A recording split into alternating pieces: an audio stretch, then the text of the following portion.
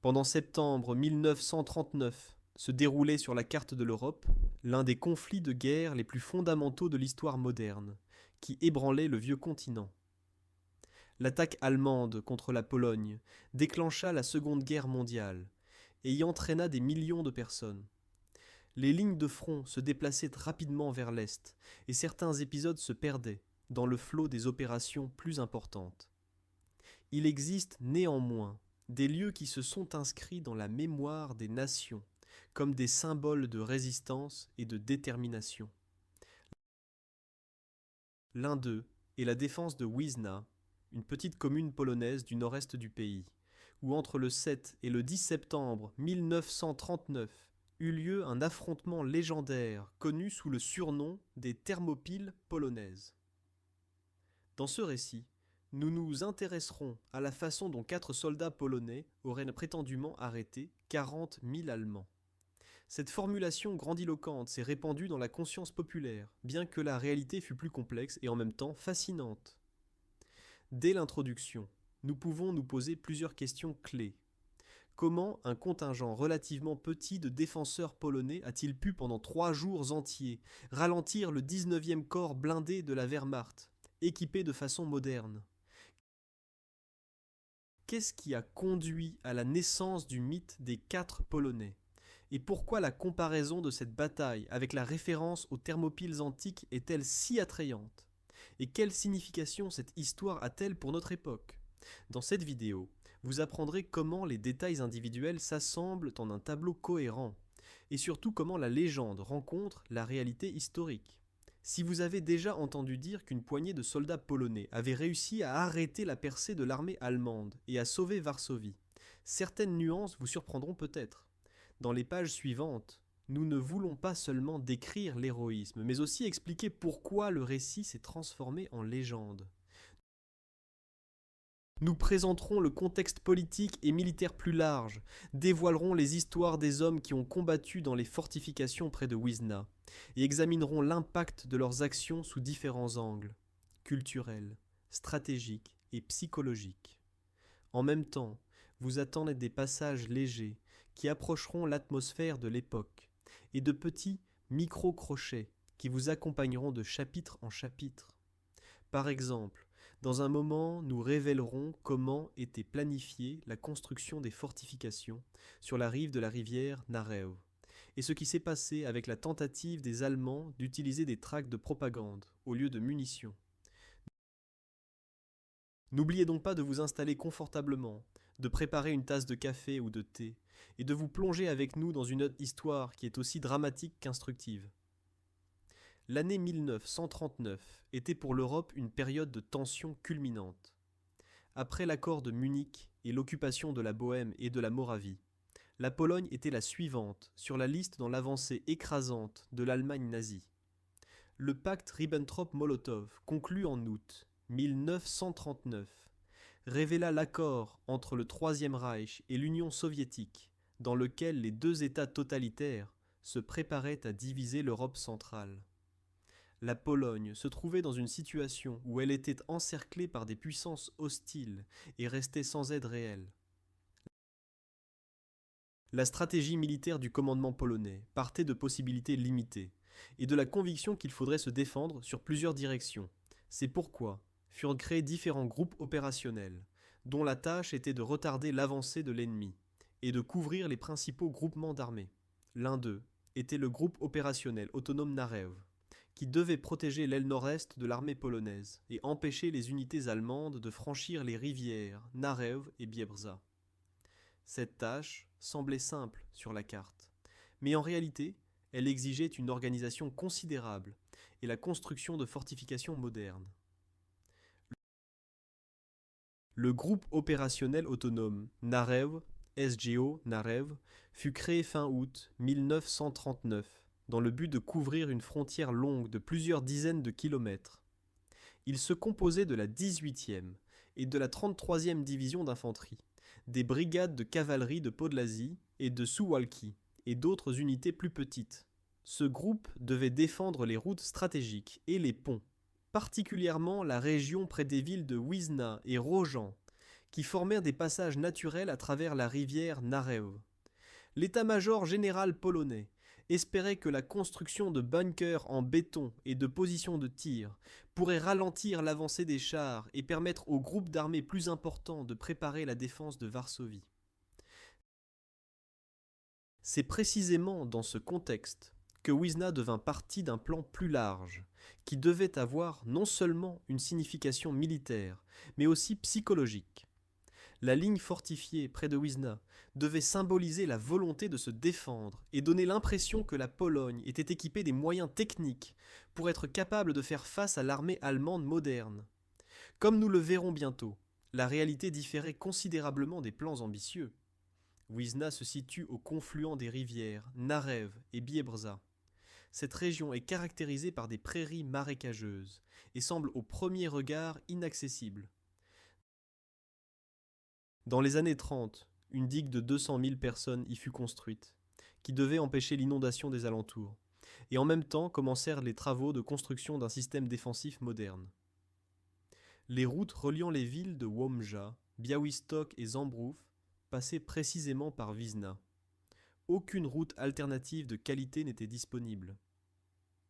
Pour le commandement allemand, le passage par ce territoire représentait une étape nécessaire pour encercler les troupes polonaises et pour un chemin rapide vers Brest-Litovsk. Celui qui contrôlait Wisna pouvait influencer significativement le cours de tout le front nord-est. Cette position géostratégique faisait de Wisna un point clé dans les plans des deux camps. Pour les Polonais, elle signifiait l'espoir de maintenir le front. Pour les Allemands, la nécessité de résoudre l'obstacle le plus rapidement possible.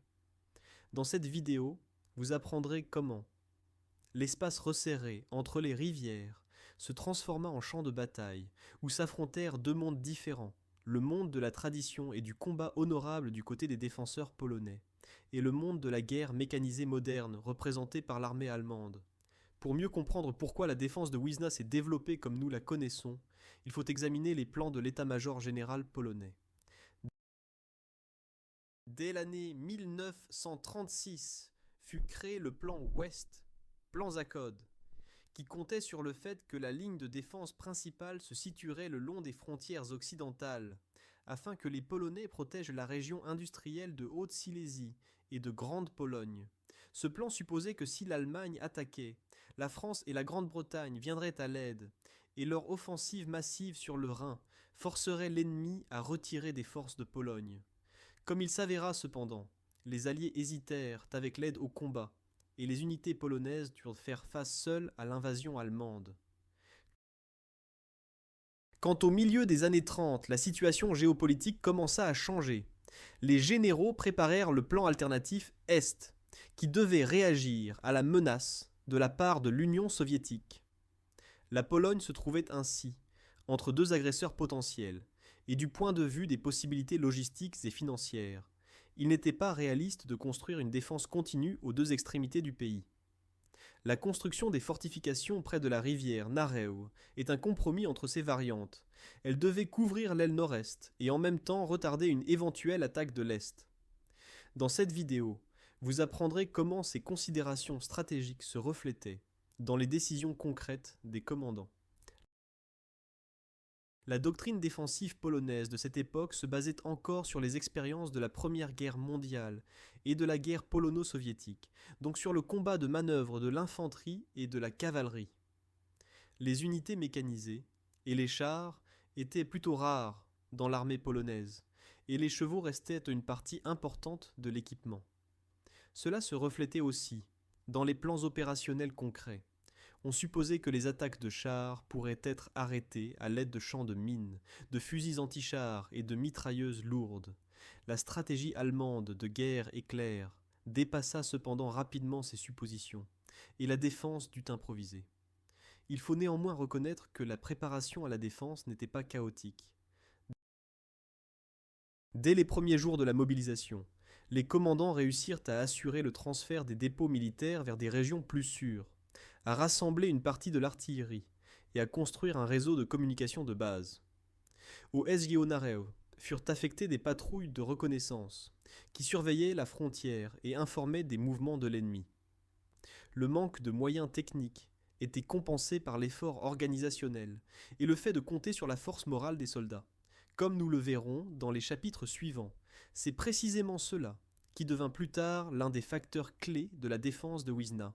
La situation de la Pologne avant le déclenchement de la guerre fut significativement influencée par les puissances étrangères. Après la conclusion du pacte Ribbentrop-Molotov, beaucoup de Polonais se sentirent trahis, car les accords précédents, avec les Français et les Britanniques, promettaient une aide mutuelle en cas d'attaque. Pendant août 1939 se déroulèrent des négociations entre Varsovie, Londres et Paris, qui aboutirent à la garantie britannique d'indépendance de la Pologne. Celle-ci était cependant formulée si vaguement qu'elle ne garantissait pas d'aide militaire immédiate.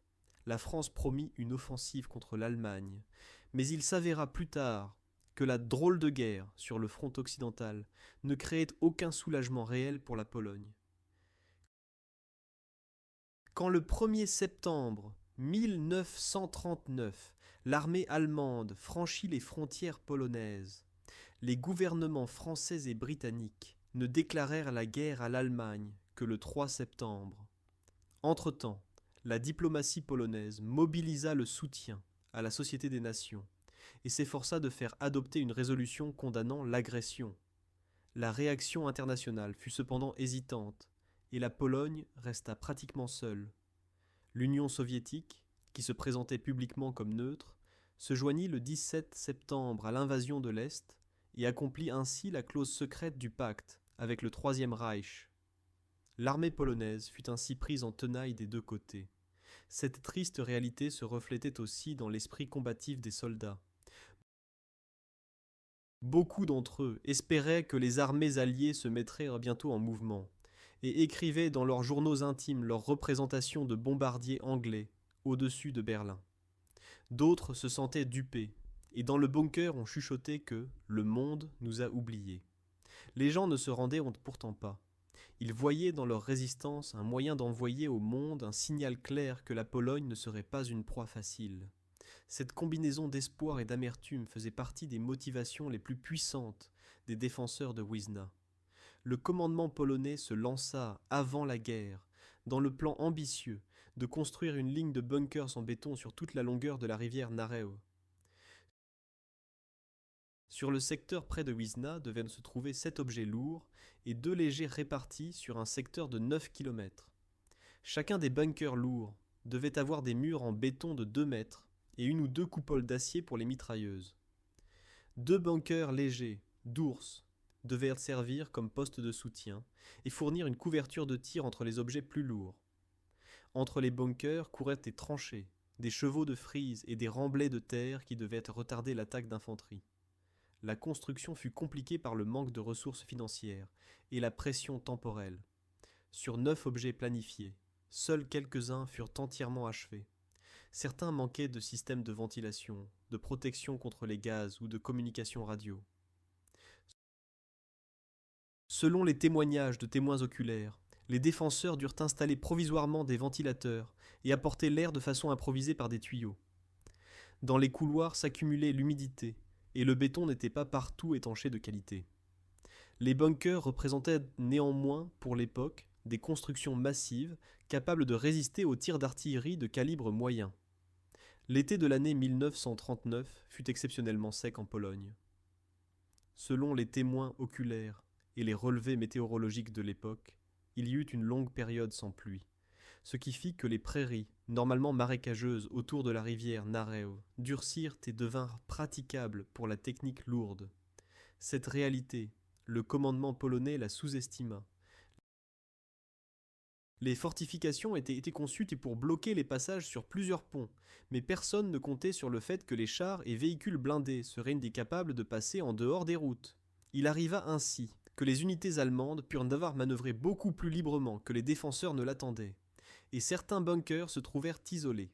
Dans ce chapitre, il vaut aussi la peine de mentionner qu'une partie des travaux défensifs était encore en cours quand la guerre éclata. Jusqu'au dernier moment, on coulait des plafonds, on construisait des voies d'accès, et on installait des mitrailleuses. Beaucoup d'objets n'avaient pas encore de communication installée, ni de dépôt d'approvisionnement préparé. Dans cette vidéo, vous apprendrez quel grand impact l'improvisation eut sur l'état de préparation au combat de la garnison. Du côté nord de la ligne près de Vizna, près du village de Gyeolchin, se dressait une paire d'objets lourds couvrant l'accès depuis Tikhosin. Plus au sud, dans la région du pont sur la rivière Narev, se trouvait un autre bunker double avec 3 postes de tir. Le complexe le plus au sud se situait près de Kurpiki, formé d'une cascade de pièces en béton, avec 3 positions principales de mitrailleuses et des coupoles d'observation. Selon le site web spécialisé consacré aux fortifications, le mur en béton du bunker de Kurpiki était épais de 2 mètres, et le plafond avait jusqu'à 1,5 mètre de béton armé. De telles constructions pouvaient théoriquement résister à l'impact d'un obus de calibre de 103 mm. Néanmoins, leur résistance n'était pas illimitée. Dans la construction ne manquaient pas les meurtrières pour mitrailleuses légères et lourdes, des escaliers étroits menant aux pièces souterraines, des dépôts de munitions et une sortie de secours. Ces objets étaient placés dans le terrain, de façon à couvrir mutuellement leurs angles morts par des tirs depuis des positions latérales. Selon les concepteurs, les bunkers devaient, grâce à la ligne entrelacée de tranchées et aux obstacles anti-chars, créer un système impénétrable. Comme nous le verrons bientôt, tout est aussi fort que tient solidement son maillon le plus faible, et celui-ci était représenté par l'inachèvement et le faible nombre de défenseurs. Derrière les masses de béton des forteresses se cachent des centaines d'heures de travail humain. La construction des lignes le long du Narew était sous la responsabilité du bureau principal des fortifications, qui employait non seulement des unités militaires du génie, mais aussi des entreprises de construction civile et des volontaires des villages environnants. Hommes, femmes et adolescents aidaient de leurs forces. Ils creusaient des tranchées, transportaient du béton, assemblaient des armatures et renforçaient les pentes. Certains ouvriers furent détachés des villes industrialisées et affectés aux travaux de fortification. D'autres étaient des prisonniers, qui devaient se racheter par la construction. Quand ils commencèrent les travaux en été 1938, la conviction prévalait qu'ils avaient assez de temps pour réussir à achever les bunkers. 1 an plus tard, le temps se raccourcissait impitoyablement. Les ouvriers travaillaient jour et nuit pour que le béton ait le temps de durcir et que les meurtrières soient découpées dans les délais d'administration. Parce que l'équipement mécanique manquait, beaucoup d'opérations se faisaient à la main. Dans les cuisines de campagne, on faisait cuire de grandes marmites de soupe pour que les gens aient la force de traîner le lourd coffrage. Certains témoins oculaires se souvenaient que les derniers jours avant la mobilisation régnait sur les chantiers une atmosphère d'activité d'ouragan. Sur les tas gisaient les matériaux de construction, les chariots allaient et venaient. Les bétonniers juraient quand le béton liquide leur coulait dans les bottes pendant le transport. Dans un moment, nous révélerons comment cet effort extraordinaire influença la capacité des soldats à utiliser les bunkers. Un chapitre particulier représente la liaison entre les constructeurs et les futurs défenseurs. Beaucoup des hommes qui travaillaient à la construction furent, après la déclaration de mobilisation, appelés dans l'armée, et occupèrent précisément les bunkers qu'ils avaient eux-mêmes construits. Naît ainsi une relation paradoxale. Ils connaissaient chaque coin de l'objet, mais en même temps, ils savaient où étaient les défauts. Dans les souvenirs écrits apparaissent des plaintes, que certains plafonds en béton n'étaient pas parfaitement lissés, que les puits de ventilation n'étaient pas équipés de filtres, ou que les câbles radio gisaient en surface sans tube de protection. Ces inachèvements devinrent fatals au combat. Les constructeurs et défenseurs ressentaient néanmoins de la fierté pour le travail qu'ils avaient accompli, et croyaient que leur effort aiderait à détourner la catastrophe. Le travail sur les fortifications influençait aussi la vie sociale de la région. Les gens des alentours apprirent à utiliser des matériaux modernes. Certains acquirent leurs premières expériences avec l'organisation de grands projets. Les fortifications devinrent un lieu de rencontre et renforçaient les liens communautaires. Quand la guerre éclata ensuite, les bunkers n'étaient pas seulement des objets militaires, mais aussi des symboles de détermination et de sacrifice commun. L'une des figures les plus marquantes de la défense de Wizna fut le capitaine Władysław Raginis. Il naquit en 1908 dans la ville de Jeludok et entra au service de l'armée polonaise, peu après la création de la Deuxième République. Jusqu'au printemps 1939, il fut instructeur au centre d'entraînement du génie, mais le déclenchement de la guerre le surprit dans le rôle de commandant de la 3e compagnie du groupe opérationnel autonome Narew. Raginis se rendait compte des préparations insuffisantes des fortifications et déclara déjà avant la bataille qu'il ne quitterait pas son bunker vivant si l'ennemi attaquait. Raginis n'était pas le seul dirigeant dans la ligne fortifiée. Son adjoint était le sous-lieutenant Stanisław Brykalski, jeune officier responsable du soutien d'artillerie. Brykalski venait d'une famille de Petite Pologne et étudiait à l'école d'officiers de Toruń. Outre eux, d'autres personnalités œuvraient à Wiesna. Par exemple, le lieutenant Wacław Schmidt, qui commandait la garnison d'un des bunkers, et une série de sous-officiers et d'ouvriers civils, qui aidaient à la finalisation des constructions. Lors de la description des défenseurs, on parle souvent d'une poignée ou de 4 Polonais. Cette désignation provient des récits d'immédiat après-guerre, selon lesquels la garnison était formée de 4 héros. La recherche historique suggère néanmoins que la ligne défensive fut occupée par environ 350 à 720 hommes, le chiffre précis n'étant pas possible à vérifier à cause du manque de documents conservés et de témoignages contradictoires. Dans les bunkers et lignes de tranchées se trouvaient les unités du 135e régiment de fusiliers, du 71e régiment d'infanterie et des détachements de renforts de mitrailleuses automatiques, tous sous le commandement du SGO Narew. Quand on parle de Wiesna, la plupart des gens se représentent les noms Raginis et Brykalski. La défense était cependant formée d'hommes des professions et destins les plus divers.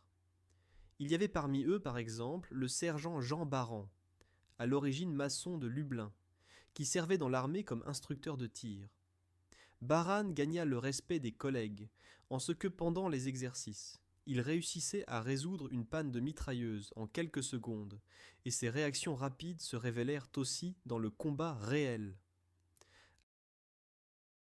À la défense du bunker sur le secteur nord, il amena un groupe de tireurs servants qu'il avait auparavant entraînés. Quand sa position fut ensevelie le 8 septembre par des obus, il aurait crié « Laisse-nous, les filles, nous avons encore du travail !» et continua à tirer, jusqu'à ce qu'un éclat le tue. Autre figure était le caporal Antoni Gładysziak, étudiant de 20 ans de Poznań, qui s'engagea volontairement dans les unités défensives, parce que son père était tombé dans la Première Guerre mondiale. Gładysziak était connu pour son caractère joyeux. Même pendant les bombardements, il savait plaisanter et distribuer des cigarettes aux collègues. Il écrivit sa dernière lettre aux parents le 6 septembre. « Maman, papa, aujourd'hui nous avons reçu un nouveau stock de cartouches et nous pensons tous ici que les Allemands vont nous contourner comme une clôture. Quand tu liras ceci, je serai peut-être quelque part ailleurs, mais crois que je me bats pour notre famille. » Gładysziak tomba dans le combat pour une des petites forteresses, mais ces mots se conservèrent grâce aux compagnons d'armes, qui trouvèrent la lettre et l'envoyèrent à la famille après la guerre.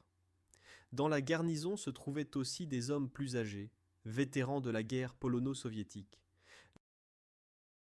L'adjudant-chef de 43 ans, Józef Milewski, avait déjà combattu en 1920 et en 1939 retourna au service pour transmettre l'expérience aux plus jeunes. Dans son bunker, il racontait aux jeunes soldats comment ils avaient défendu contre la cavalerie de Boudienny près de Varsovie et les encourageait avec ces mots. Aucun char n'est aussi terrible qu'un cheval avec un cosaque. Milewski devint victime d'un impact d'artillerie, mais ces histoires renforcèrent le moral de ceux qui survécurent. Nous ne devrions pas oublier non plus les civils qui se retrouvèrent en uniforme. Le fermier de 18 ans, Piotr Ścigiel, apporta à la construction des bunkers sa propre charrette et son cheval, et quand la guerre éclata, il laissa l'animal à la maison et resta dans la garnison comme porteur de munitions. Il raconta plus tard que s'il avait fui, il se serait senti honteux devant les voisins. Ścigiel survécut à la bataille, fut fait prisonnier et après la guerre devint gardien du mémorial à Wisna. Son histoire montre comment des gens ordinaires devinrent partie de la ligne défensive et lièrent leur destin à l'histoire. Ces profils prouvent que la bataille ne fut pas l'œuvre de 4 héros, mais de toute une génération d'hommes qui mirent dans la défense leurs forces, compétences et cœur. Dans cette vidéo, vous apprendrez que derrière chaque nom connu se cachent des dizaines d'autres inconnus, dont le courage et le dévouement restent une inspiration aujourd'hui encore. Les soldats polonais, dans les fortifications près de Wisna, avaient pour à disposition un armement limité, 4 canons de campagne de calibre 76,2 mm, 24 mitrailleuses lourdes, 18 mitrailleuses légères et 2 fusils antichars avec environ 20 cartouches. Ces armes devaient en couvrir une ligne de 9 km, ce qui en répartition signifiait que certains endroits restaient sans soutien de tir direct. Chaque bunker avait compté des réserves de munitions pour plusieurs jours de combats intensifs, mais il lui manquait du personnel de remplacement en cas de perte. Les vivres et l'eau étaient stockés en souterrain. Néanmoins, certains entrepôts furent installés au dernier moment. Outre les armes classiques, les défenseurs comptaient sur les obstacles antichars et les champs de mines. Ceux-ci n'étaient cependant pas entièrement achevés en 1939 et certaines mines restèrent sans détonateur. Dans cette vidéo, vous apprendrez comment la quantité limitée de matériel devint l'un des plus grands problèmes lors de la défense des objets individuels. Les soldats polonais montrèrent néanmoins une créativité extraordinaire. Ils improvisèrent avec des cocktails Molotov, bloquèrent les entrées dans les bunkers avec des poutres d'acier, et à l'aide de bâtons et de pelles relancèrent les grenades vers les fantassins allemands qui attaquaient. Quand les bunkers furent occupés, commença pour les soldats une nouvelle routine. Les jours avant le 7 septembre se déroulaient sous le signe du service de garde, de l'entraînement et de réparation improvisées. Les hommes nettoyèrent les armes, testaient les mitrailleuses, s'efforçaient de communiquer à l'aide de lampes de signalisation et de fusées. Chaque jour avait sa structure fermement établie. Tôt le matin, contrôle des meurtrières. À midi, déjeuner commun de la cuisine de campagne. L'après-midi, travail à l'amélioration des obstacles. Et dans les heures du soir, repos lié à la prière ou au chant. Pour que les garnisons ne s'ennuient pas, les commandants organisaient des conférences sur la topographie et le tir. Dans cette vidéo, vous apprendrez que la discipline était l'élément de base de la survie. Sans règles, les garnisons se seraient décomposées bien avant l'arrivée de l'ennemi. L'entraînement n'était pas monotone. Certains officiers, comme par exemple le sous-lieutenant Brikalski, entraînaient leurs protégés à arrêter les chars à l'aide d'armes improvisées. D'autres dirigeaient l'exercice d'évacuation d'urgence du bunker. Les soldats apprenaient à s'orienter sans carte, utiliser les étoiles pour déterminer la direction et envoyer de courts messages en morse. Beaucoup d'entre eux n'étaient pas des soldats professionnels, et ainsi ils apprenaient en marchant. Un des vétérans se souvint plus tard qu'il était passé de mécanicien à mitrailleur en 3 jours, parce que l'unité manquait de spécialistes qualifiés. Le quotidien dans la ligne fortifiée influençait aussi le paysage environnant. Les soldats allaient chercher de l'eau au puits proche, visiter les moulins dans les villages pour obtenir de la farine et nouer de contacts avec les civils. Ceux-ci apportaient souvent du pain frais et des informations des villes environnantes. Psychologiquement, il était important de maintenir le contact avec la campagne. Le sentiment d'isolement aurait sinon rapidement causé une chute de morale. Les défenseurs avaient néanmoins dans les derniers jours, avant l'attaque, le sentiment qu'ils se trouvaient sur une île. Ils voyaient les avions de reconnaissance allemands, entendaient les bombardements au loin et pressentaient que la grande tempête approchait. Célèbre est surtout le serment du capitaine Władysław Raginis et du sous-lieutenant Stanisław Brykalski, qu'ils prononcèrent le 7 septembre 1939. Les 2 officiers, rassemblés avec leurs subordonnés dans le bunker, promirent qu'ils ne quitteraient pas leur position vivants. Ce geste fut inspiré d'une part par la tradition militaire, d'autre part par la conscience désespérée que les unités polonaises environnantes battaient en retraite et qu'ils resteraient dans les forteresses presque seuls. Les jeunes soldats acceptèrent à ce moment la décision de se défendre, jusqu'à la dernière cartouche. Selon les témoignages ultérieurs, le serment fut prononcé d'une voix calme, et complété par les mots que les défenseurs s'efforceraient de causer à l'ennemi le plus de dégâts possible. Ce qui aurait pu sembler un geste théâtral se révéla dans le reste de la bataille comme une détermination réelle. Dans le chapitre suivant, nous verrons comment ces paroles se répercutèrent dans des actes concrets. Par exemple, au moment où le capitaine Raginis, grièvement blessé, ordonna au reste de la garnison de capituler, mais termina lui-même sa vie avec une grenade pour respecter le serment.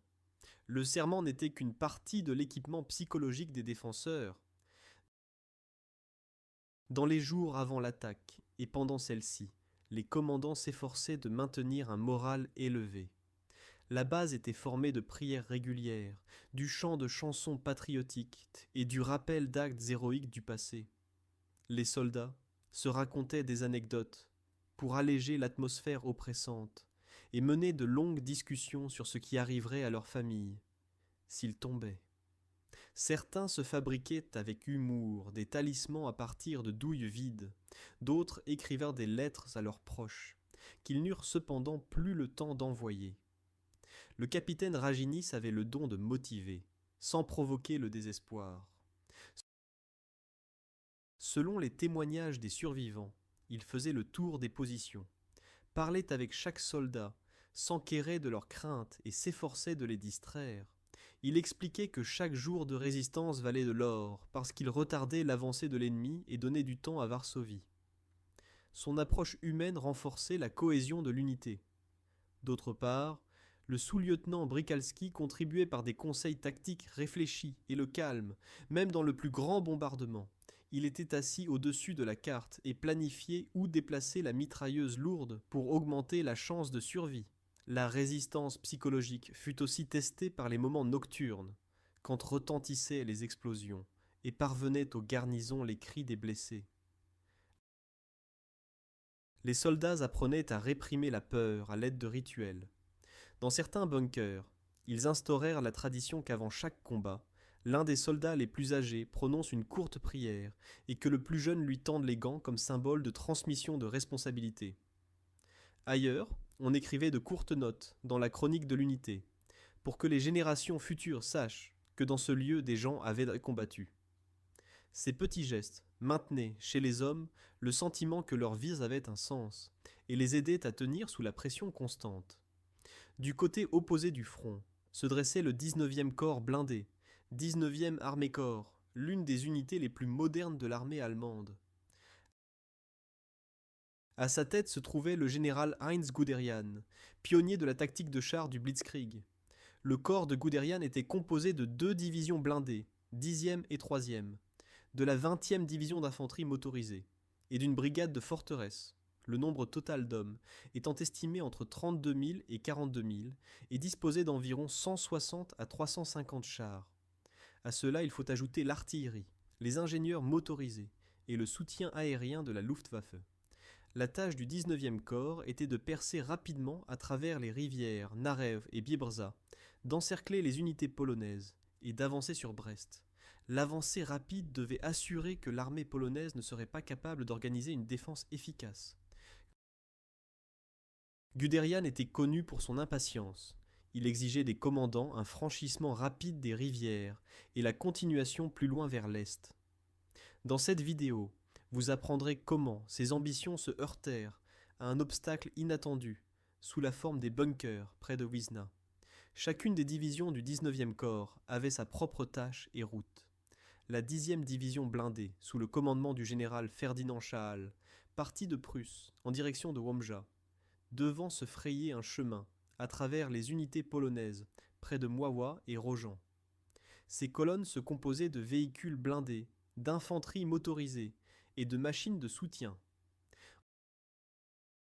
En chemin, elles établirent des campements temporaires près de la ville d'Ostrołęka, où elles complétèrent les réserves et se préparèrent au franchissement du Narew. Pendant cette marche, les soldats durent plusieurs fois réparer les routes après les combats précédents, et en même temps faire face aux unités de sabotage polonaises, qui détruisaient les ponts et posèrent des mines. La 3e division blindée, que dirigeait le général Georg von Mackensen, avançait plus au nord. Sa tâche était de contourner Wiesna par la gauche et éventuellement de traverser la rivière à un autre endroit, pour éviter une forte résistance. Cette division avait aussi à disposition des régiments d'infanterie motorisés, qui étaient capables de réagir rapidement aux changements de terrain. La 20e division motorisée, sous le commandement du général-major Maurice von Victorin, faisait suite à la partie arrière du corps et assurait les lignes d'approvisionnement et la sécurité des voies de communication. Chacune des divisions joua donc dans toute l'opération un rôle spécifique et leur coordination était la clé de l'avancée rapide. Raconter le chemin de ces unités signifie approcher aussi les détails qui s'omettent habituellement des grands livres militaires. Par exemple, le 8 septembre, des parties de la 3e division blindée heurtèrent une barricade improvisée de charrettes et d'arbres que créèrent des paysans polonais. Les soldats allemands furent contraints de dégager le chemin, tandis que les visaient des mitrailleuses de la forêt proche. Ailleurs, les colonnes allemandes furent retardées par un troupeau de vaches qui s'était libéré du pâturage et bloquait le chemin étroit. De telles apparentes vétilles, résultant de la vie ordinaire des habitants, ralentissaient l'avancée de l'armée moderne et rappellent que même dans la guerre mécanisée, de petits obstacles peuvent jouer un rôle. Dans les récits mémorables, on indique souvent que contre 350 à 720 soldats polonais se dressèrent jusqu'à 40 000 Allemands. Ces chiffres proviennent de la force sur papier de tout le 19e corps blindé, qui cependant à ce moment n'était pas entièrement engagé. Selon les analyses historiques plus récentes, on estime qu'au combat près de Wiesna arrivèrent avec un contact direct environ 3 000 à 4 000 soldats allemands et quelques dizaines de chars. Cela signifie que les Polonais étaient tout de même en infériorité numérique de 5 contre 1, ce qui représentait un énorme désavantage. Les unités allemandes tiraient en outre profit de la technique moderne et de la logistique. Les chars Panzer I et Panzer II pouvaient se déplacer rapidement sur le sol sec. L'artillerie soutenue par la communication radio coordonnait le tir, et la Luftwaffe fournissait reconnaissance et bombardement. Tout cela se dressait contre les mitrailleuses polonaises et quelques canons de campagne. Les troupes allemandes se persuadèrent cependant bientôt que le système de forteresse près de Wiesna ne serait pas un obstacle facile. Avant que commence l'attaque principale, les Allemands décidèrent d'utiliser des méthodes de propagande pour démoraliser les défenseurs polonais. Le 7 septembre, la Luftwaffe largua sur les positions polonaises des centaines de tracts qui appelaient à la capitulation et promettaient un bon traitement. Les textes sur les tracts parlèrent de la situation sans issue et encourageaient amicalement à déposer les armes dont les Polonais se moquèrent. Selon les témoignages, l'un des défenseurs nota ironiquement que le papier brûle bien, il sera utile pour faire cuire la soupe. Le commandement allemand comprit bientôt que les méthodes psychologiques ne suffisaient pas et procéda à l'attaque directe. La tactique des troupes allemandes s'appuyait sur les principes du blitzkrieg, percée rapide, encerclement et avancée ultérieure. Contre les forteresses, les chars se révélèrent cependant moins efficaces. C'est pourquoi les Allemands engagèrent des unités du génie pour construire rapidement des ponts flottants et remettre en état les passages détruits. L'artillerie avait pour tâche de briser les murs en béton des bunkers, tandis que l'infanterie, avec des lance-flammes et des explosifs, devait progressivement nettoyer les positions individuelles. Dans le chapitre suivant, nous verrons comment ces plans se heurtèrent à la réalité des champs boueux et de la défense tenace. Les unités allemandes modernes engagées contre Wiesna étaient équipées d'un large arsenal d'armes qui devait apporter une victoire rapide. Panzer I et Panzer II, chars légers, équipés de mitrailleuses et de canons légers, étaient complétés par quelques dizaines de chars moyens Panzer III, qui portaient déjà des canons de 37 mm. Certaines unités de la 10e division blindée avaient à disposition aussi des chars tchécoslovaques, LT Wesel 35, pris après l'occupation de la Bohême et de la Moravie. Ces machines avaient un blindage convenable et étaient capables de surmonter de petits obstacles d'eau. À côté des chars apparurent des transporteurs blindés SDKFZ 251 qui transportaient l'infanterie près du champ de bataille et la protégèrent du tir de mitrailleuses. L'artillerie était représentée par des obusiers de calibre 105 et 150 mm et des mortiers lourds qui devaient briser les murs en béton. Un rôle particulier jouaient les canons anti-chars de 37 mm, qui certes n'étaient pas destinés à la liquidation directe des forteresses, mais pouvaient détruire le tir d'assaut des blindés de soutien. Dans le ciel, régnaient les avions Ju-87 Stuka, qui devaient, par un bombardement en piqué précis, frapper les objets individuels. L'escorte aérienne était assurée par les chasseurs Bf-109 pour empêcher une éventuelle intervention de l'aviation polonaise, qui était cependant à ce moment déjà en grande partie détruite. Les unités allemandes étaient aussi équipées de moyens de communication modernes. Chaque char avait une station radio, ce qui permettait au commandant de réagir rapidement aux changements sur le champ de bataille. L'infanterie utilisait des ensembles radio portables et des antennes relevables, qui pouvaient être installées en quelques minutes. Cette différence dans la communication était considérable. Les bunkers polonais n'avaient que des liaisons par câble et des fusées de signalisation. Dans cette vidéo, vous apprendrez comment la supériorité technologique se transforma en l'un des acteurs principaux de l'affrontement. Bien que les unités allemandes excellent par leur sophistication technique, elles durent se débattre avec la logistique. Le passage de la rivière Narew exigeait de construire des ponts flottants et de réparer les routes endommagées. Les premières colonnes allemandes s'accumulaient sur la rive occidentale et attendirent que les sapeurs créent un corridor. Dans le journal du général Guderian apparaît une note sur l'embouteillage, qui se forma à cause des voies d'accès étroites et des ponts endommagés. Les chars et camions durent de se mettre en file, tandis que des tracteurs tchèques distribuaient les travées de pontons à l'eau. Aux ennuis s'ajoutèrent aussi les rives boueuses et les champs secs, qui, selon les suppositions, devaient devenir pour les chars un terrain infranchissable. Les logisticiens allemands durent en outre assurer les carburants, munitions et vivres pour des dizaines de milliers de soldats. Chacun de ces facteurs conduisit à un retard, qui fin août semblait une vétille, mais pendant l'attaque sur Wisna devint critique.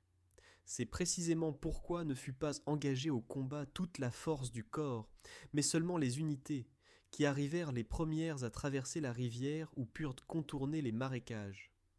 C'est un détail important pour comprendre pourquoi la légende des 40 000 Allemands se heurte à la réalité. Les ennuis logistiques raccourcirent simplement le nombre de soldats qui arrivèrent au secteur fortifié à temps. Le matin du 7 septembre 1939 arrivèrent devant Wisna les unités avancées de la 10e division blindée. Les Allemands planifièrent de franchir la rivière Narew par le pont de bois, que les sapeurs polonais minèrent cependant à temps. Quand la première colonne allemande roula sur le pont, les sapeurs polonais firent exploser les charges et la construction s'effondra dans l'eau. Cet acte, que beaucoup de témoins oculaires associent à la légende des 4 Polonais, causa un retard et contraignit les Allemands à chercher des chemins de remplacement. L'infanterie allemande tenta de traverser la rivière à gué sur des embarcations, mais se heurta aux tirs de mitrailleuses des bunkers. Les Polonais attendaient dans des positions camouflées et utilisèrent leurs angles de tir avantageux. À ce moment se révéla combien la topographie était importante. La rivière et les marécages ralentirent les attaquants et donnèrent du temps aux défenseurs. Dans un moment, nous révélerons ce qui se passa quand les Allemands amenèrent l'artillerie et comment les Polonais réagirent au premier bombardement. Dans le fond du grondement des armes se déroulait un combat pour les vies humaines, aussi en dehors des tranchées. Les villages autour de Wisna étaient au début septembre, pleins de familles, qui espéraient que la guerre passerait, sans toucher leur foyer.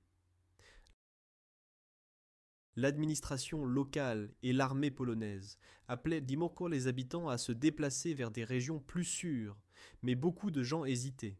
Ils ne voulaient pas abandonner les biens, les animaux domestiques, ni la terre natale.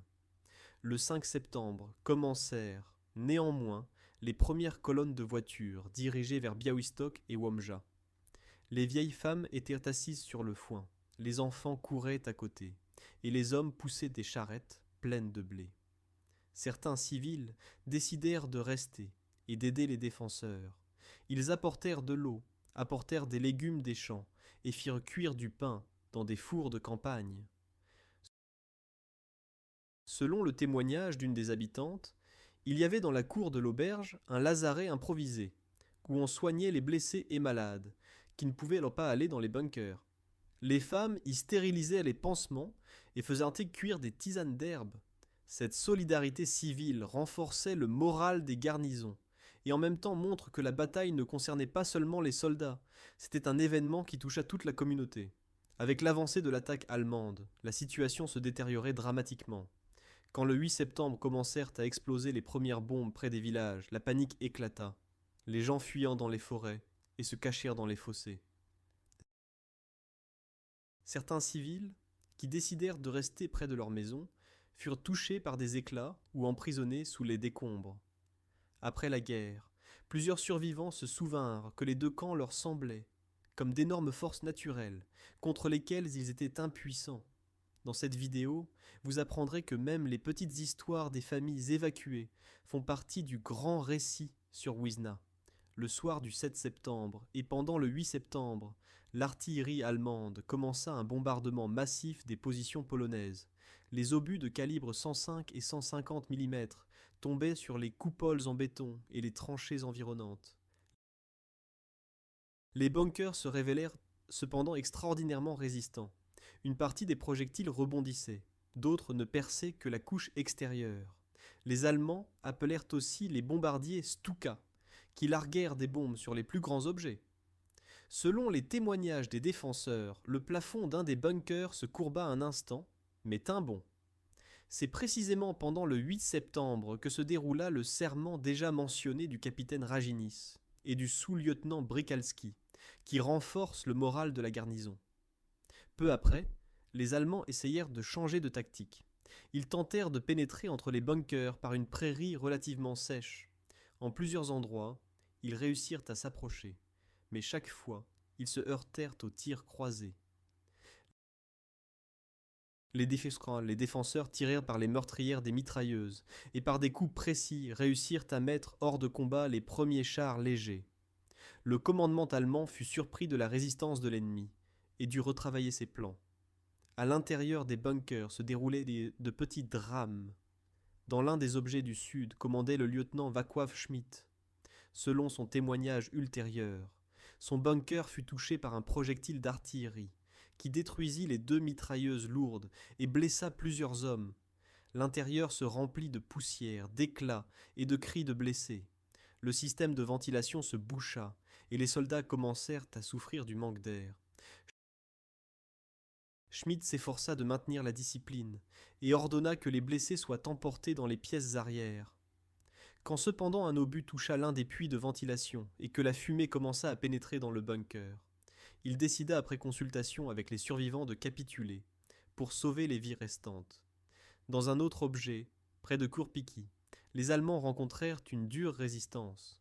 Le major allemand Malzer dans son souvenir décrivait comment ils durent d'abord détruire les meurtrières au canon, puis jeter dans les ouvertures plusieurs grenades et finalement nettoyer l'intérieur du bunker au lance-flammes.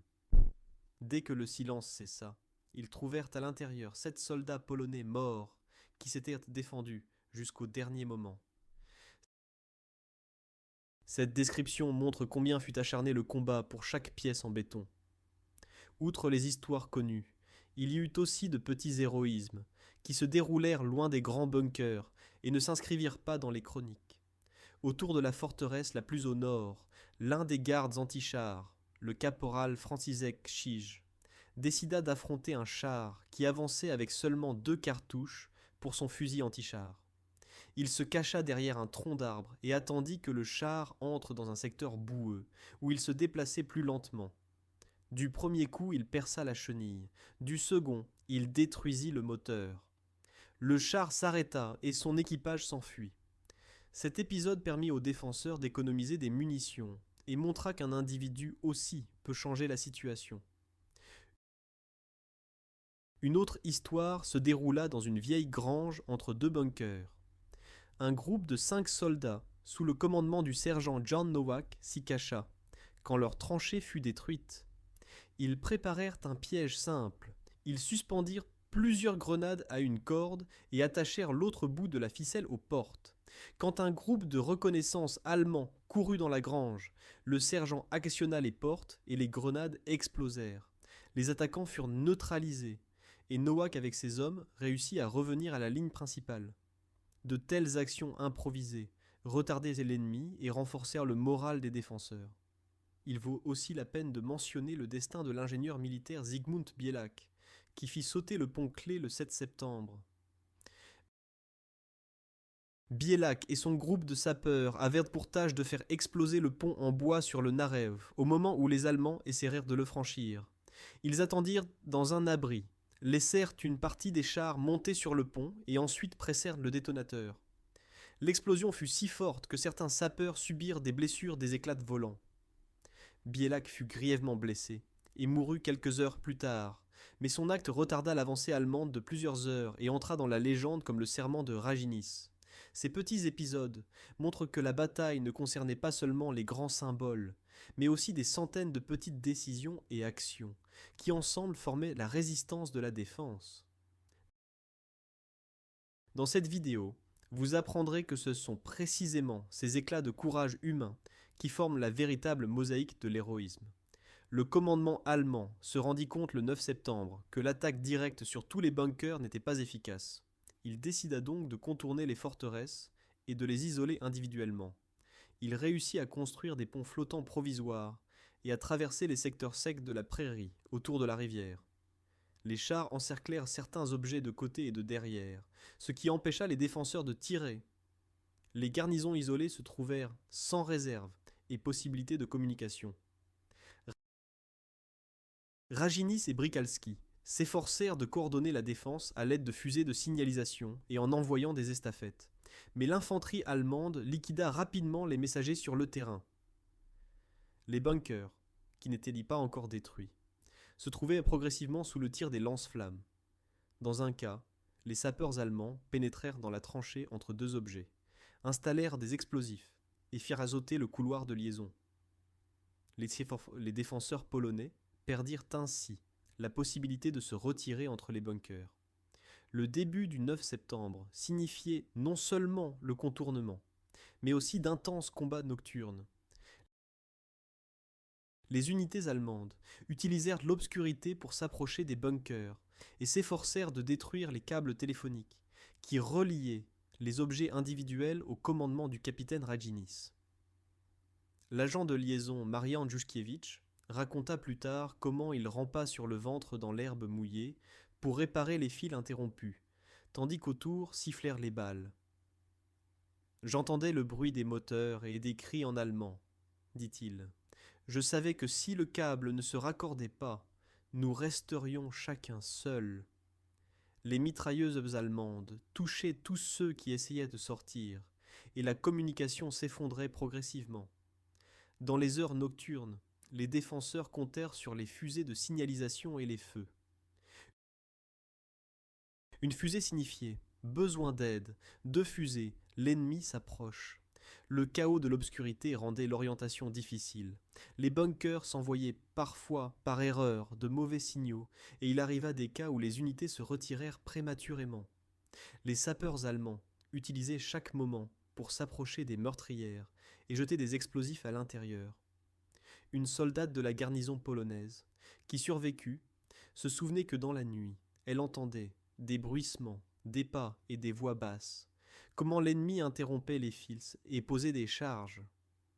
Les combats nocturnes avaient aussi une dimension psychique. L'obscurité cachait l'étendue de la situation, et beaucoup de soldats s'imaginaient le pire. Certains partagèrent des médailles pieuses ou se chuchotaient que la aurore boréale balte leur donnerait sûrement de bons conseils en garde. Les unités allemandes, entre-temps, allumèrent des projecteurs pour aveugler les défenseurs et utilisèrent des mégaphones pour menacer. Ce n'est qu'au matin du 10 septembre, quand le jour se leva, qu'il apparut dans quelle mesure la communication était interrompue et combien de bunkers ne répondaient plus. Cette impuissance était pour les défenseurs psychiquement comparable à la pression physique. Le matin du 10 septembre ne restèrent plus en service que 2 bunkers. Le capitaine Raginis tenait la position dans l'objet le plus au sud. Le sous-lieutenant Brikalski fut entre-temps mortellement blessé pendant le combat, et sa mort laissa la garnison ébranlée. L'artillerie allemande dirigea ses salves sur les fortifications restantes, et de plus en plus de soldats s'accumulaient.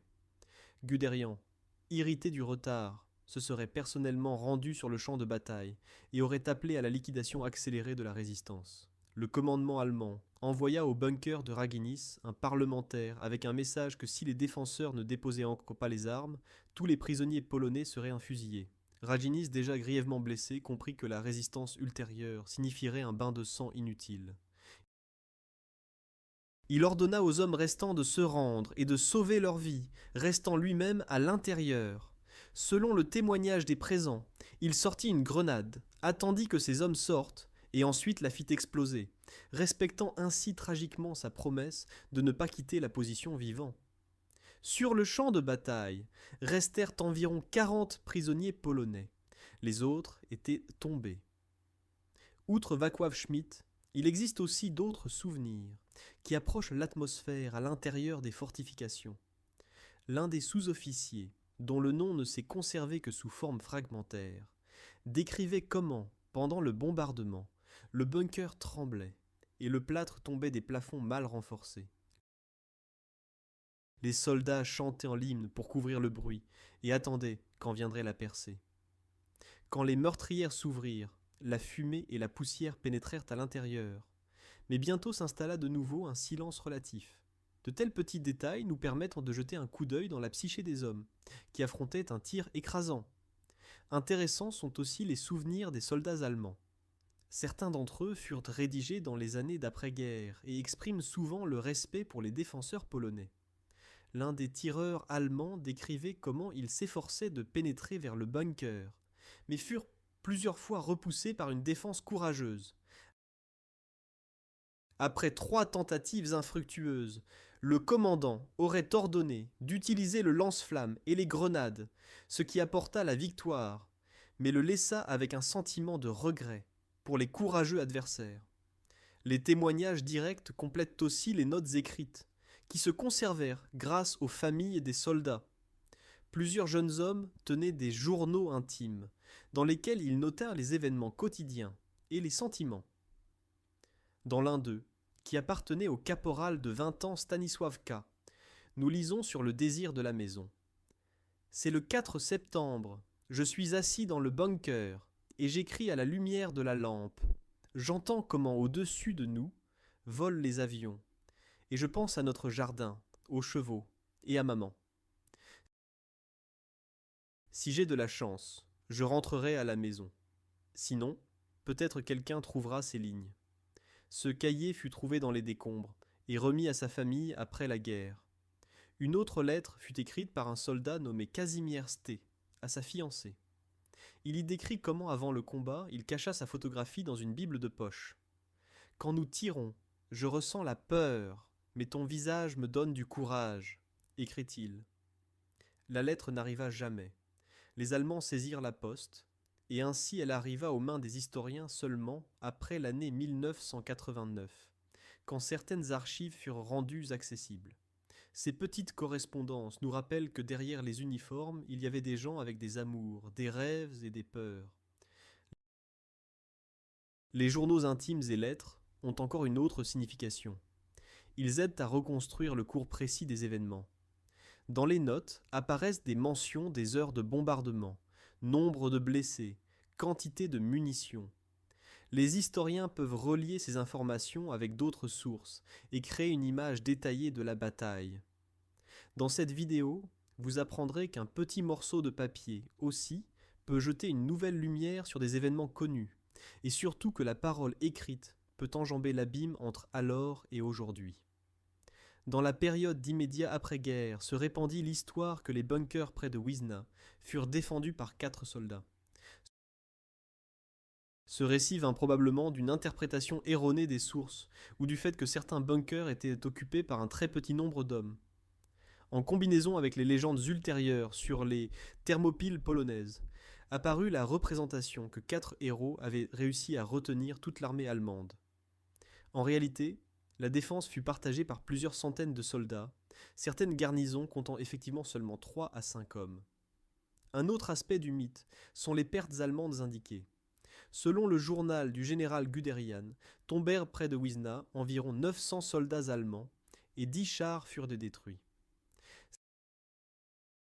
Certains historiens font cependant remarquer que ces chiffres peuvent être exagérés ou au contraire sous-estimés, parce que les Allemands ne tenaient pas un registre précis des pertes de toutes les unités. Il est important de percevoir que la bataille près de Wisna resta dans l'historiographie allemande un épisode marginal et n'obtint plus d'attention que dans la conscience nationale polonaise. Malgré toute l'imprécision et les corrections ultérieures, la légende des 4 Polonais reste vivante. Sa force réside dans la capacité de symboliser la détermination de défendre la patrie sans égard à la supériorité numérique de l'ennemi. La société polonaise cherchait pendant l'occupation et après la guerre des exemples d'héroïsme qui renforceraient la confiance en soi nationale. La bataille près de Wisna devint le prototype d'une telle histoire, proche, concrète et émotionnelle. Dans cette vidéo, vous apprendrez que les mythes et la réalité peuvent exister parallèlement et se compléter mutuellement. Le fait que s'ancra dans la conscience l'image de 4 héros ne signifie pas que nous devions ignorer les nombres et faits réels. Au contraire, l'interprétation correcte de l'histoire nous permet d'apprécier encore plus les sacrifices des défenseurs, parce que dans les conditions réelles, ils étaient exposés à la supériorité et au manque de soutien. Les légendes ont néanmoins un sens, elles construisent l'identité, inspirent et maintiennent les histoires vivantes pour les générations suivantes. Après la capitulation des derniers bunkers le 10 septembre, le 19e corps blindé continua dans l'avancée vers l'est. Le retard près de Wisna dura environ 2 jours, ce qui dans le contexte de l'avancée allemande rapide peut sembler un épisode négligeable. Néanmoins, ce temps permit le déplacement de certaines unités polonaises vers l'intérieur du pays et contribua à l'organisation de la défense de Varsovie. Les historiens rappellent qu'un retard plus long n'aurait probablement pas changé le résultat de la guerre de toute façon. Mais la valeur symbolique de la défense eut un impact psychologique sur les 2 camps. Les Polonais perdirent lors de la défense de Wisna la plupart de leurs garnisons. Selon les estimations, environ 300 à 350 défenseurs furent tués ou blessés. Environ 40 hommes tombèrent en captivité. Les pertes allemandes sont controversées. Les registres officiels parlent de plusieurs centaines de morts. Certaines analyses modernes suggèrent cependant des chiffres plus bas. Dans tous les cas, il s'agissait d'un affrontement sanglant, qui montra combien la défense de forteresses bien préparées peut être dangereuse. Peu après la guerre déjà, la bataille de Wisna commença à être désignée dans la publicistique polonaise comme les Thermopyles polonaises. La comparaison avec la bataille antique, dans laquelle le roi spartiate Léonidas et sa petite troupe tinrent le défilé contre les troupes perses, devait renforcer la signification héroïque. Comme aux Thermopyles, il existait aussi dans le cas de Wisna une disproportion des forces, une situation désespérée, et la détermination des défenseurs de combattre jusqu'au bout.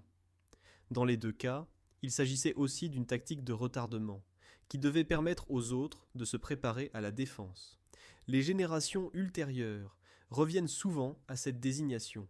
Les manuels scolaires, romans, documents et même les chansons de groupes populaires mentionnent Wisna comme symbole de bravoure. Il est cependant important de rappeler que les défenseurs polonais ne prononcèrent pas leur serment à cause d'idéaux romantiques, mais parce qu'ils croyaient que c'était leur service à la patrie. Aux Thermopyles comme à Wisna, reste dans la conscience la grandeur du geste moral, même si les circonstances historiques diffèrent. Les historiens modernes soulignent que le mythe ne devrait pas éclipser les contextes réels. Ils rappellent par exemple le fait que les 40 000 Allemands ne furent pas tous engagés au combat, que les pertes allemandes purent être plus basses, et que les combats défensifs principaux se déroulèrent pendant une journée. Il s'agit d'une correction nécessaire, qui ne diminue cependant pas le courage des défenseurs polonais. Elle montre seulement combien facilement les histoires héroïques se transforment en mythes.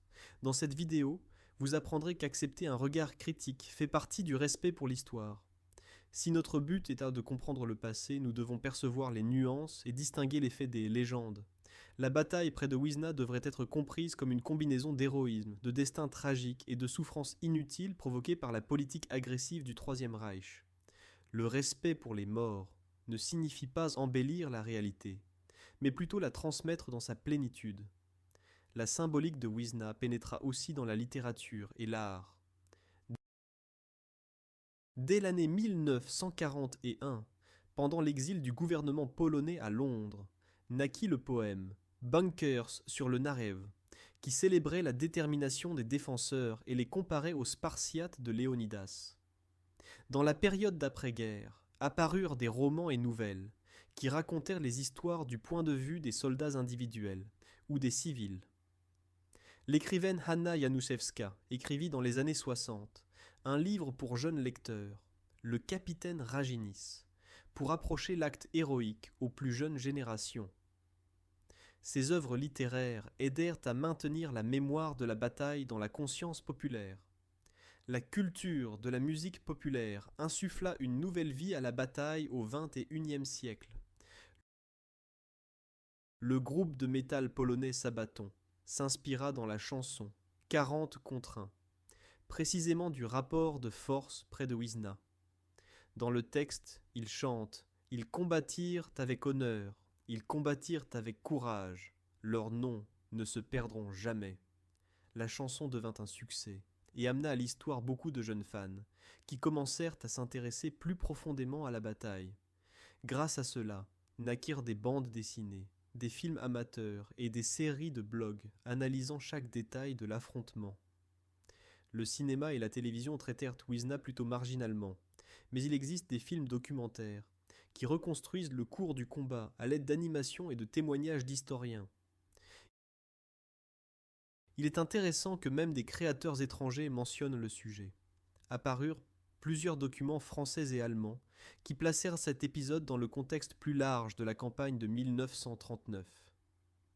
Cette diversité d'approches créatives montre que la légende de Wisna résonne à travers les générations et les frontières. Après la guerre, la région de Wisna fut témoin de différentes initiatives mémorielles. Dans les années 80, naquit une association qui s'efforçait de restaurer les bunkers conservés et de construire un mémorial au capitaine Raginis. Pendant les 2 dernières décennies, une partie des fortifications fut accessible au public et chaque année s'y tiennent des actes de piété.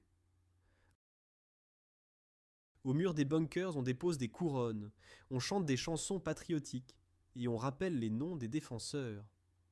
Parmi les jeunes gens, l'histoire de Wisna se répand aussi grâce à la culture populaire. Le groupe musical polonais Sabaton publia en 2010 la chanson 40 contre 1, qui fait référence au rapport légendaire des forces et rappelle l'héroïsme des défenseurs. Les prises de vue de reconstructions filmées, articles historiques et discussions internet maintiennent le sujet vivant. Dans beaucoup de familles, les noms Raginis et Brikalski devinrent synonymes de courage et de dévouement. L'interprétation de la bataille de Wisna changea aussi au cours des années selon les besoins politiques. Sous le régime communiste en Pologne fut propagée la nature collective de l'héroïsme. On soulignait que la défense était le résultat de la coopération et que les commandants individuels n'étaient mot de pas importants. Le serment de Raginis et Brikalski était mentionné, mais leur milieu aristocratique et leur service d'avant-guerre dans l'élite polonaise étaient omis. Le régime permit néanmoins la construction d'un modeste mémorial et maintint la conscience de base du combat, parce qu'il convenait au récit de lutte contre le fascisme. Après la chute du communisme en 1989, s'ouvrit l'espace pour une recherche plus critique et aussi pour des interprétations nationalistes. Certains groupes commencèrent à utiliser la bataille comme symbole de fierté nationale et comme preuve que les Polonais se défendirent toujours contre la supériorité. Dans la conscience apparurent des théories du complot, par exemple que les Allemands cachèrent intentionnellement leurs pertes pour ne pas reconnaître la bravoure des Polonais. Naquirent des associations qui revendiquaient le droit exclusif à l'interprétation de l'histoire de Wisna et parfois entrait en dispute avec les historiens. Le débat historique actuel met donc l'accent sur la pluralité. Il souligne que la mémoire est un construit qui change selon la société. Les spécialistes appellent le public à ne pas se laisser emporter par une version et à rechercher lui-même les informations. L'appropriation politique peut avoir un effet positif si elle conduit au soutien financier de la conservation des monuments, mais peut être dangereuse si elle abuse de l'histoire pour la discrimination ou la haine. Dans cette vidéo, vous apprendrez que la pensée critique est une partie nécessaire des héritages d'épisodes héroïques similaires. Peu après la guerre déjà, les familles que des morts s'efforcèrent de trouver les tombes de leurs proches. Au début des années 50, la région de Wisna se trouvait cependant dans une zone frontalière strictement gardée et la demande d'exhumation était compliquée. Ce n'est que dans les années 60 qu'eut lieu la première enquête officielle, quand furent découvertes certaines fosses communes et les corps de plusieurs défenseurs furent identifiés. Le capitaine Raginis fut à l'origine enterré dans un cimetière improvisé près de son bunker, et ce n'est qu'en 1971 que ses restes furent transférés dans sa commune natale. Dans les années 2006 à 2009, fut menée sur initiative d'enthousiastes locaux et de l'association Wisna 1939, une vaste exhumation et recherche archéologique. Les spécialistes identifièrent des dizaines de restes squelettiques et en coopération avec les proches menèrent des analyses ADN. Beaucoup des corps appartenaient à de jeunes hommes âgés, entre 18 et 25 ans. Ces découvertes conduisirent à ce qu'en 2011 naisse un nouveau mémorial sur Strenkowa Gora, où fut construite une tombe symbolique avec des objets personnels des soldats retrouvés. Boutons, parties d'équipement et chaussures usées. Chaque année s'y tient un acte de piété, auquel participent vétérans, soldats et étudiants. La recherche des restes n'est pas seulement un acte de piété, c'est aussi un moyen de compléter les blancs dans l'histoire. Chaque soldat identifié récupère un nom et une histoire. Les familles, qui pendant des décennies ne savaient pas où leur fils reposait, peuvent enfin allumer une bougie sur une tombe concrète. Ce processus devint aussi source de nouvelles sources. Près des os se trouvaient souvent des notes, insignes ou objets personnels, qui élargissent notre connaissance. Dans cette vidéo, vous apprendrez que la mémoire de Wisna n'est pas de loin close. Elle vit encore et se développe avec chaque nouvelle histoire trouvée. La bataille de Wisna, que nous l'appelions Thermopyle polonaise, légende des 4 braves ou affrontements militaires concrets, nous montre plusieurs principes universels. Premièrement, l'héroïsme peut grandir du contexte d'impuissance. Les soldats polonais n'avaient pas d'espoir réel de victoire. Ils décidèrent néanmoins de combattre. Leur courage n'était pas poussé par le désir de gloire, mais par le sens du devoir et la solidarité avec le collègue dans le bunker voisin. Deuxièmement, la stratégie et les technologies ne peuvent jamais complètement couvrir le facteur humain. Les Allemands disposaient d'une supériorité massive, mais durent se débattre avec la détermination morale des défenseurs, qui retarda leur avancée. Troisièmement, la légende naît là où la réalité rencontre les besoins de la société. Le rapport exagéré des forces 40 contre 1 devint un symbole, parce que les Polonais avaient le droit des besoins d'une histoire qui leur donnerait de la force au temps de l'occupation et de l'extermination. Même actuellement, de telles histoires peuvent d'ailleurs servir à motiver, mais il est important de les placer dans un cadre réel pour qu'elles ne deviennent pas instruments de propagande. Quand nous regardons aujourd'hui les ruines en béton des bunkers près de Wisna, nous pouvons facilement négliger que sous elles reposent de vrais gens avec leur destin. Leur histoire n'est pas seulement un affrontement militaire, mais aussi un témoignage sur la façon dont les gens ordinaires réagissent aux situations extrêmes. La prise de conscience de cette réalité peut avoir un impact motivationnel aussi sur notre époque. Dans l'histoire, nous trouvons encore des situations où des minorités ou groupes affaiblis se dressent contre un adversaire beaucoup plus fort. Ce peuvent être des défenseurs des droits de l'homme, des activistes écologiques ou des journalistes luttant contre la censure. Leur combat se déroule certes sur un autre terrain, mais les principes de courage et de persévérance sont similaires. Dans un moment, nous révélerons comment on peut appliquer l'enseignement moral de Wisna à la vie quotidienne.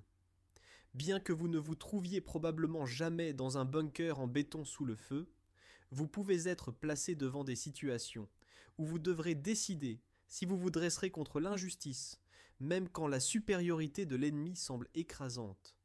La mémoire du capitaine Rajini et de ses hommes peut servir comme rappel que les valeurs comme l'honneur, le courage et la solidarité ont un sens aussi au XXIe siècle. Au XXIe siècle, nous nous heurtons encore à des défis qui exigent du courage. Il ne s'agit pas toujours de guerre, ce peuvent être des catastrophes écologiques, des pandémies ou des dilemmes moraux au travail. L'histoire de Wisna nous rappelle que la détermination des individus peut influencer le cours des événements, même quand le résultat final est incertain. En même temps, elle montre que l'identité d'une nation se forme non seulement par de grandes victoires, mais aussi par des défaites, dans lesquelles les gens prouvent leur caractère.